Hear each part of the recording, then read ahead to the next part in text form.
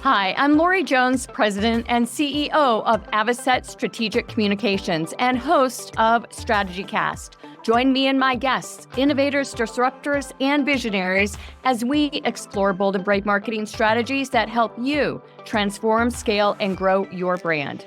Today on StrategyCast, we are talking with the sensational Micaela Shaw, a marketing strategist for sectors like EdTech and AI robotics. Micaela shares her secrets on how to sync up with your customers' hearts and create a culture that's customer first. We're diving into dismantling department barriers and talking about ways to truly resonate with your audience. And don't forget to check out the most recent issue of the Strategy First newsletter on StrategyCast.com. Just like this episode, it's full of inspiration and a ton of ideas that will elevate your strategies and marketing know-how. A competitive edge starts with strategy, and strategy starts with knowing how to develop one. StrategyCast is a leading marketing podcast that serves up strategic insights, trends, and tips to help separate your business from the pack. Tune in weekly as host Lori Jones interviews bold marketing leaders who have priceless wisdom and are willing to share. Each episode explores cutting-edge approaches that have proven instrumental in transforming brands into industry trailblazers.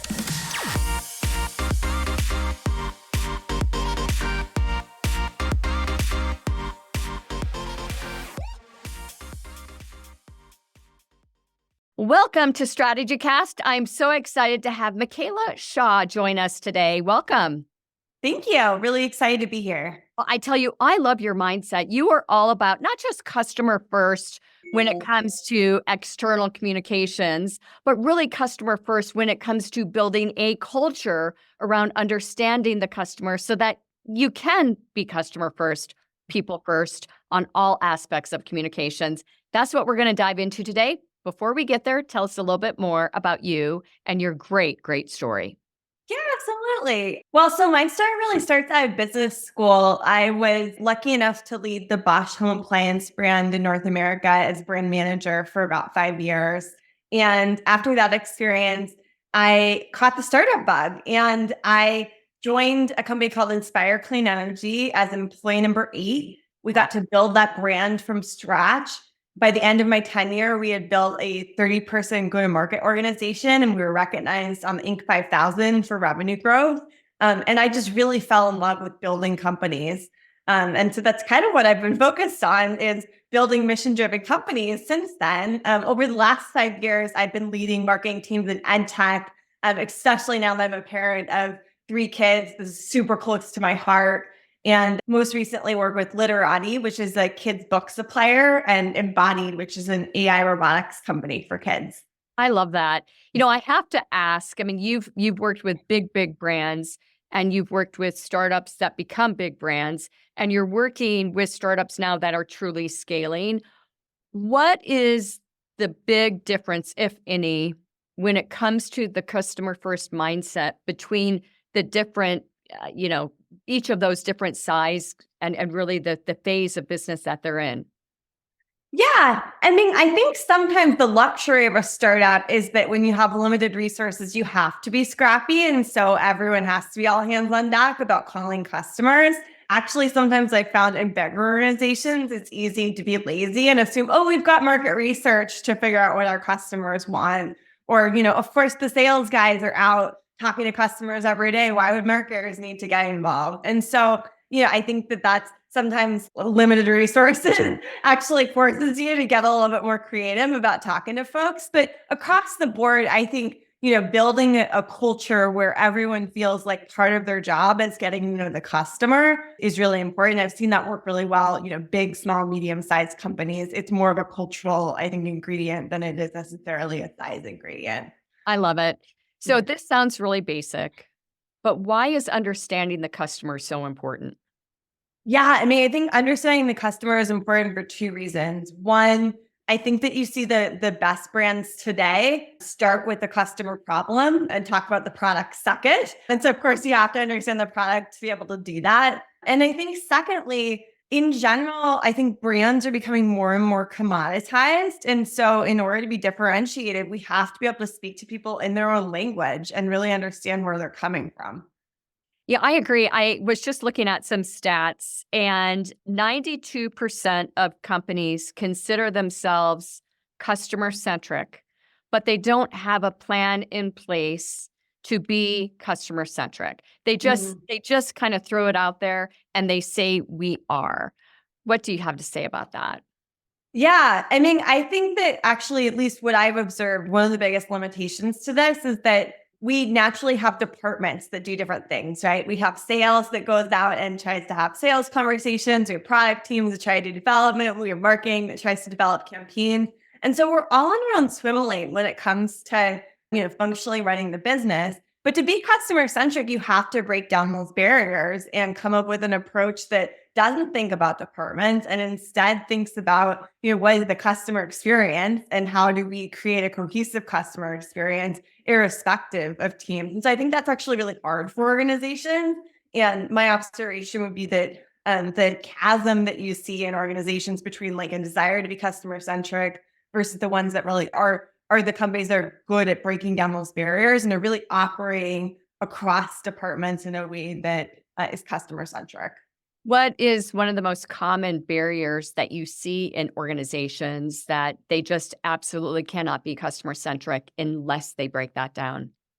Well, obviously, I'm sitting in a unique part of the world as a marketer, but I frequently come into organizations where I think what we want to market the product as is different than what the product was actually designed for and what product sees as their, ideal customer. And so I think that's like something that we're like having a really hard conversations between marketing and product is super important. And like there's finger pointing on both sides. I think sometimes product can develop features, without a good enough intention for the customer. But I also think on the marketing side, sometimes we want to tell stories just because they can work well and they don't deliver from a product side. And that's a problem too. And so it's really like a marriage in the middle, that a negotiation at some level. Do you Yeah. see that there is a big difference there between technology run businesses and that barrier of features versus, outcomes and benefits with the product teams versus a more general approach, a non-tech? And I guess what I'm getting at is a lot of engineers, a lot of Yeah. people are consistently thinking feature rich, feature rich, and not necessarily. I mean, in some ways, I mean, it takes a very, very strong marketer to be able to step back and say, no. I mean, what is the true benefit to the customer? How can we create? I just spoke on this at Regis University last week. Innovation is not good without adoption. Hmm. And innovation must be needed if someone is going to adopt it. So what do you have to say to all of that and how ultimately we can change the mindset of an engineer, a product team in the middle to ultimately create the marketing that is needed to create adoption? Yeah, I mean, I think it starts with a culture where all teams are talking to customers and identifying the biggest pain points for customers that we're trying to solve. It was interesting. I think even at my time at Bosch, sometimes we would be looking at features and, kind of a price tag on different things that we could build into the product. And these are decisions, of course, that you have to make years and years ahead of a Right. new dishwasher launching to market. And sometimes the reason that we'd be prioritizing specific features might be because from a competitive perspective, we thought it was important, or from a policy perspective, it was important. But those are different reasons, and the customer is really asking for it, right? And Right. so I think the challenge that I would come with to those meetings would consistently be, okay, but why is this unique for the customer? What's going to be the main story that we're telling? It's different than the line that we had last year for the customer. And let's really make sure that we can articulate that, because sometimes the feature that we're investing an additional $10 in actually isn't the one that the customer thinks is worth $10, right? Well, and it's answering why should I care as the customer. Right. I'm reflecting on, we do a lot of strategic planning, as you know, and a lot of customer-centric planning.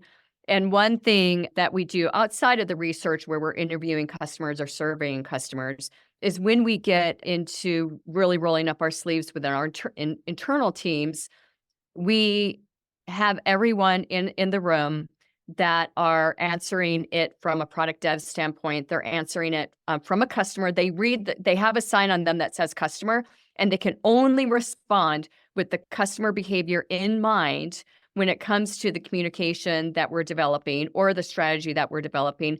And then, of course, CEO, all these different titles that respond based on, CEO would respond at, yeah. So it's really unique process for people to think through when they're developing a customer-centric culture and how you respond.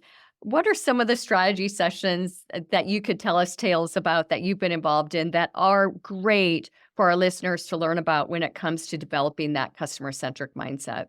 Yeah, I mean, one exercise that I've been a big advocate of recently is called the why exercise. And it's almost like you channel your inner toddler and ask why 5 times. And so what I found when you go through the why exercise is that the initial why is typically something that's really functional. Like, I just want to save time, or like, I just need this right now because I'm busy. It's not the sexiest answer. And as you work your way up the chain, the why becomes more and more aspirational, because I really care about my impact on the world, because I really want to make sure that my kid is set up to be a successful human being, because I, care about the future potential of humankind.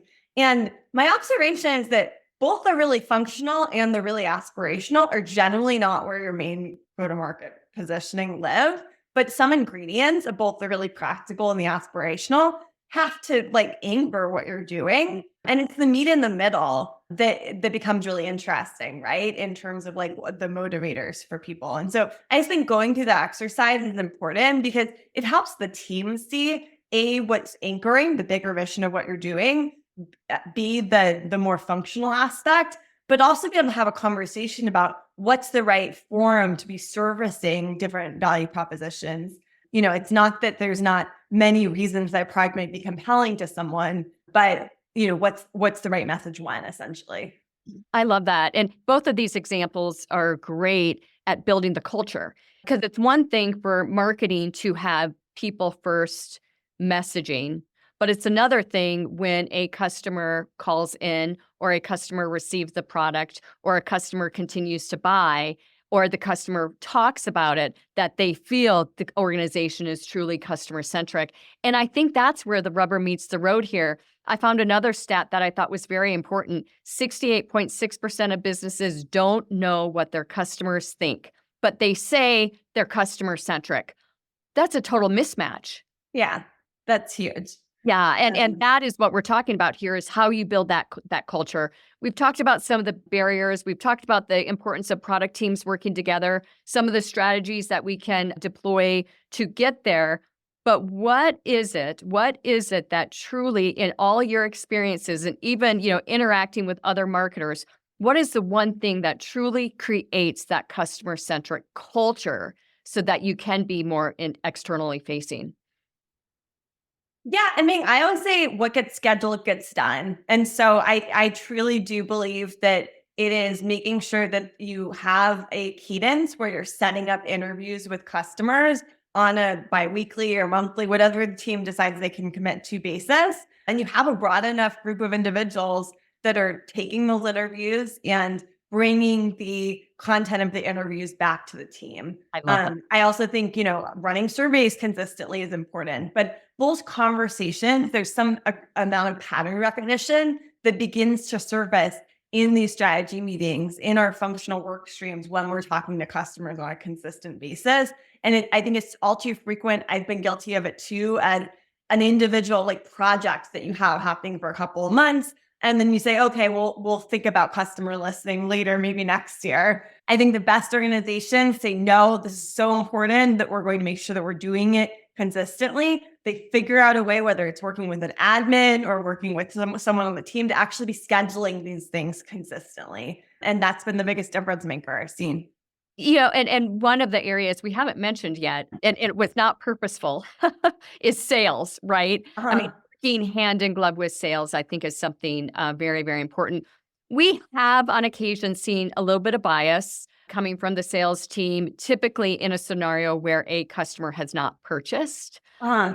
And so what feedback do you have, or insights do you have for our listeners today on working with sales, rather, to really gain that insight that can help marketing succeed?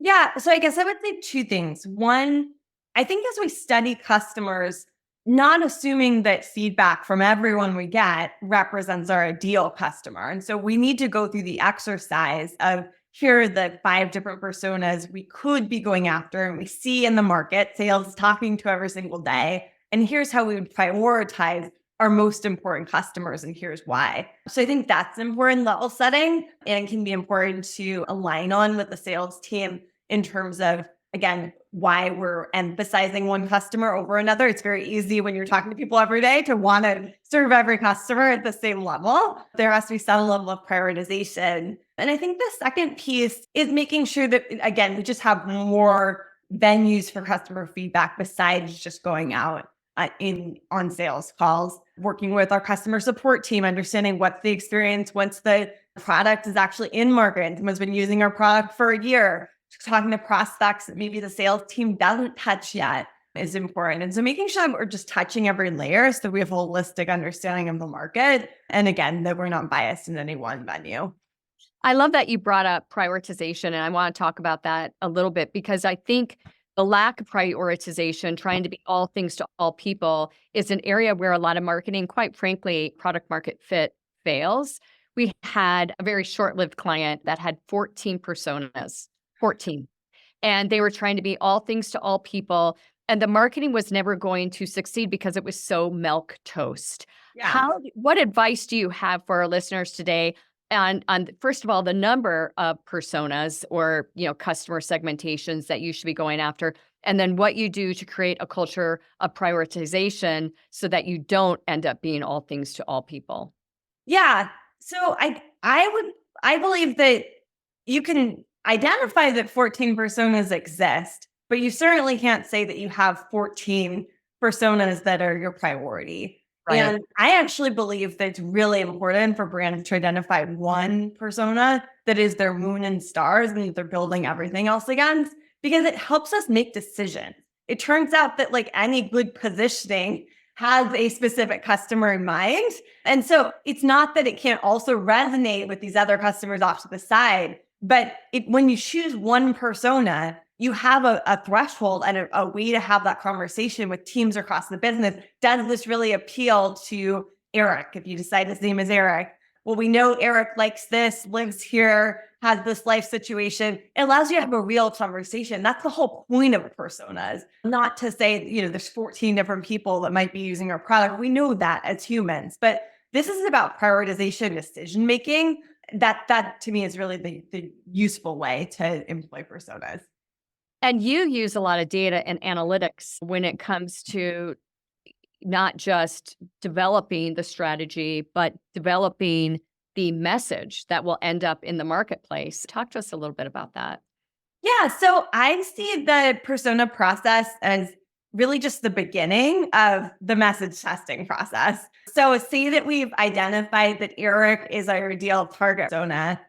Essentially, then we come up with a variety of hypotheses around what messages are going to resonate with this persona and how do we develop campaign stories around them. And that feeds into our testing pipeline. And so what gets scheduled gets done. We want to make sure that across our acquisition marketing team, across our web team, we have a consistent testing cadence that we've set up, and we're feeding in new hypotheses to test on a regular basis. And that's really where the work gets done. We have to assume that there are some messages that are just not going to resonate in the way that we thought they were. And so, having a testing process, whether it's, new creative that we're feeding into Facebook, whether it's new creative that we're putting up on our website, whether it's new creative that we're putting out for the sales team from a sales collateral perspective, we need to pick a cadence and be testing constantly. How often do you find that the research phase and the customer communication, the customer interviews leads to at least 75% of the exact words that you're going to end up using from a messaging standpoint?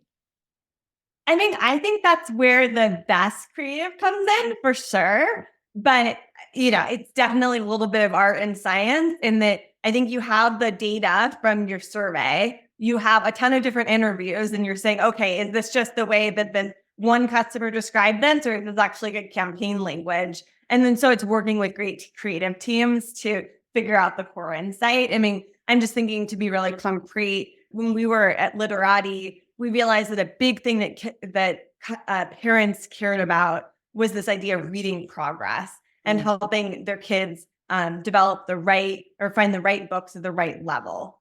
And so that's kind of insight that we took away, but we tested the way of saying that in a lot of different ways, just based upon pulling things out of the customer interviews as well as other things we could come up with. So I think it's actually more important that the themes are coming out of that persona process and that we're then opening up the gamut a little bit in terms of the ways that we can communicate. One thing that we did recently is we took a look at a customer that had, thousands of reviews. We were able to cut and paste all those into a document. We put them into ChatGPT, and Chat provide us the themes that were most commonplace and even the outliers. I mean, there's always signs of, something that could be a negative that you don't want to build upon. And so it was really interesting for us. It was a real quick way to do some market research that was in market to push away the fluff and get more concrete and develop some messaging strategies that we thought would be worth testing. Yeah, I love that. And I think this idea of simmering down the spirit of customer feedback is actually pretty important.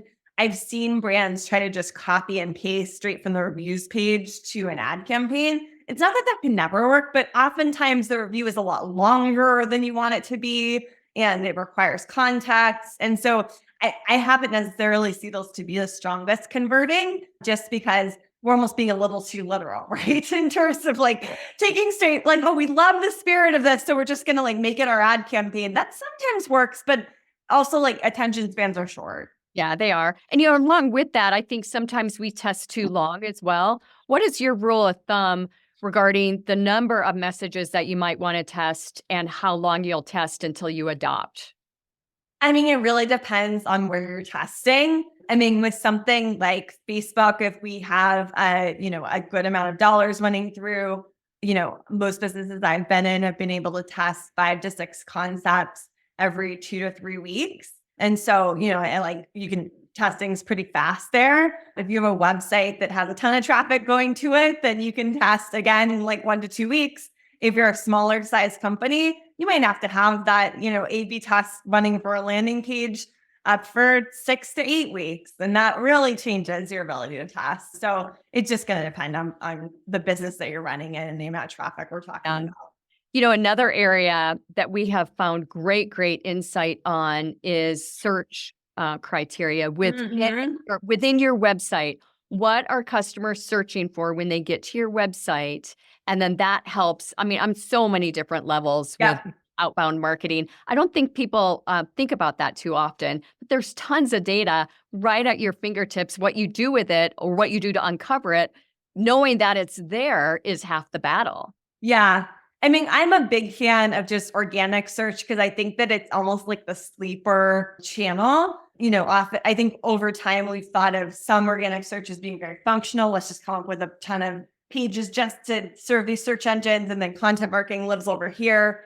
But when you can marry the two together and really make your search strategy part of your brand strategy, it's so powerful. And so I think really starting with the foundation of where is their interest in this category can be really transformational for a business. Kind of going back to literati again. I mean, we realized that people just searching for the best books for 9-year-olds, the best books for 10-year-olds. And again, trying to understand reading level was a big theme happening in search. And this was just not something that we were completely indexed towards in the way that we should have been. And so in making that part of our go-to-market strategy, obviously it strengthened the search strategy, but also strengthened the overall business because it was rooted in the actual market. Again, it's focused on customer listing. Yeah. There's so much to consider when it comes to really having this customer-centric culture that the customer feels. That's not just talk, that it's truly walking the walk and talking the talk. What are some of the biggest challenges that you have faced along the way? Yeah. I mean, I think one of the biggest challenges that companies I've worked for has faced is just dialing in how targeted of messages we're comfortable with. The good news is, from a technology perspective, our ability to be targeted with landing pages and with ad campaigns have never been stronger.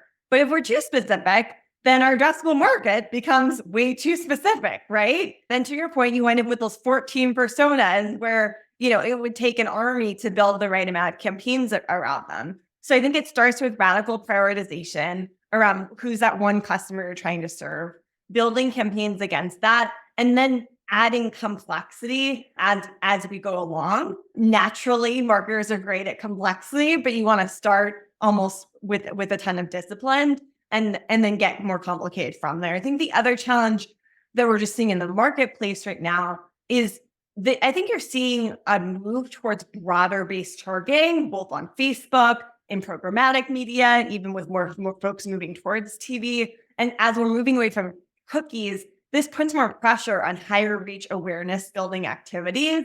And so again, with those high reach media, we only have one message. We don't have 16 different messages that we have previously. And so we have to be really clear on what's the one thing that we want people to remember about our brand.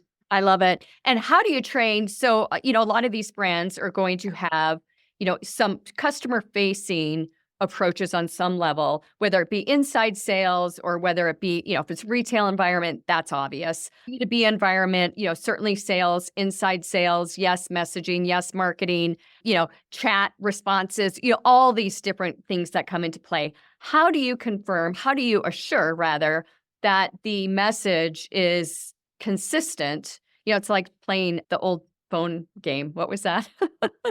You say something in a phone and then you see what was actually, if it was consistent when it got to the, person number 20. How do you create consistency? I think this is one that may actually be a little bit of a contrary answer. The old school answer would be to have a very tight-knit book of brand guidelines and say, the brand police are coming after you if you don't follow these brand guidelines. I actually think that the world that we're living in today, to your point, with chat and with inside sales and outside sales and retail and e-commerce, it's kind of becoming too complicated to have the strict set of brand guidelines that perfectly serves every single channel. So I actually think just really good training on target persona and brand is important, and making sure, again, that we're building a culture where every department feels like they're obligated to understand the customer and to understand what we're trying to do as a business. I think that internal work begins to serve as the cultural fabric of, is this meeting brand guidelines in a different way? But we have to be flexible because culture is changing really, really quickly, and brand guidelines become outdated almost the minute that we publish them. I love it. You know what I love about what you just said is, we're complicating what should not be complicated. And to me, personalization is key. And if you're too scripted, you're not going to be personalized. And the other thing, if we've got this really cool tool that's Brand Essence that talks about internal and external, and really the feeling that we want to have our own culture have, the feeling that we want our external customers to have. And a great inside salesperson is going to be able to deliver on that by just listening and responding to what the customer question or concern might be. And that's magical. That's how you can really create, customers for life. Yeah. I was listening to another podcast from the head of social at Duolingo recently, and they're trying all sorts of wild things in social right now. And some things are not perfectly on brand and testing the barriers. And she said, one way that we figure out what matches our brand is just having really good postmortem after we do crazy experiments and, getting together with the team and say, how did that feel? How did that go well and not go well? You kind of have to learn as you go along. And so I think I like that approach because it's less this idea that you're going to make the perfect choice every time. You're putting less risk on the front end, but you're saying we're going to get better and tighter at this as we go along and, almost learn based upon the actual data and impact of what we're doing versus, what we think the impact could be or we think the risk could be. Yeah. I'm thinking through some of the challenges, and there is a lot of data that is completely overanalyzed. What is your advice to the marketing leaders and CEOs listening today on, data by paralysis and what you should do, paralysis by analysis, what you should do to not overanalyze what it is that you're looking at? I think it goes back to the prioritization answer, which is that even with our data and our business dashboards, making sure that we understand what are the top, 5 metrics in the business that are really going to be our parameter for success. And creating some alignment around that as a business is super important, because otherwise you come up with this world where, people are just pulling up new metrics every day saying, oh, but what about NPS? Oh, but what about CSAT? What about, X number of reviews? It turns out you can always find data to build a business case to make an argument if you're a good enough lawyer, right? So what do we believe is most important to the health of this business? And that's going to be different. I love it. On which business you're in. You've got such incredible experience working with so many different brands. What is one of the most exciting moments or an aha moment, whatever it might be, where you deployed a customer-centric approach and you got back information that you said, okay, this is the holy grail? Yeah, I think one of I just finished this last year working with Embodied, and it's an AI robot that can talk to you about anything. When I came into the business, I think we had some hypotheses around what that business could be for the market. And, what we found out over time is that what parents are really looking for is an AI tutor that can help their kids and be an extension of them in the home, essentially. And so I think that is an insight that, again, we only got through talking to customers. We kind of had this product that could do a lot of different things, and we're trying to understand the use cases.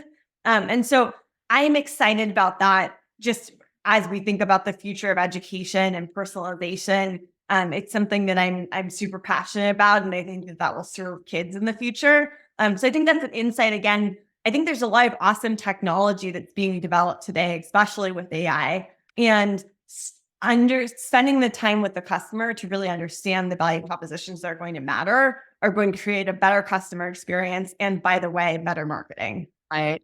How have you handled this? We're at the end of the show, but I've got to ask this question. I just thought of this, and we've run into this quite a bit too, is, interviewing customers who said no is as equally as important as customers that said yes.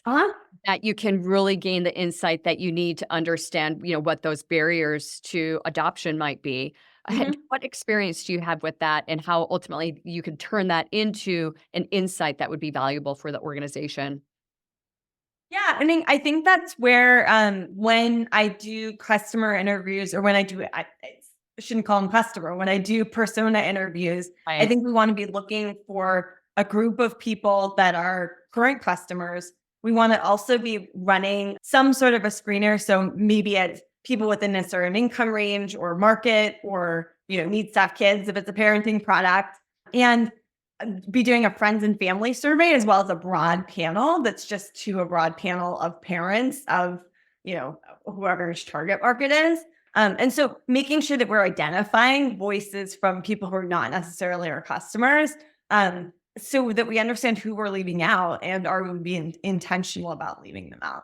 That's fantastic. I love what we chatted about today. It's so important. I truly believe that if more brands were customer-centric, that they would be far more successful. And they're, quite frankly, this is totally another topic for another show, but their marketing spend would be far more efficient, and we would be struggling far less with getting the right answer in the marketplace and adopting those customers. It's about developing a culture of always understanding the customer. You have had incredible insights today, Micaela. We thank you so much for them. What is the best way for our audience to get in touch with you? Yeah, so I do a lot of writing at micaelashaw.com, or you can check me out on LinkedIn. I tell you, you're great. Thank you so much for your appearance on StrategyCast. That's a wrap. Thanks for joining us on today's show. We hope your strategic brains are spinning with new ideas and bold inspiration that will elevate your strategies and marketing know-how.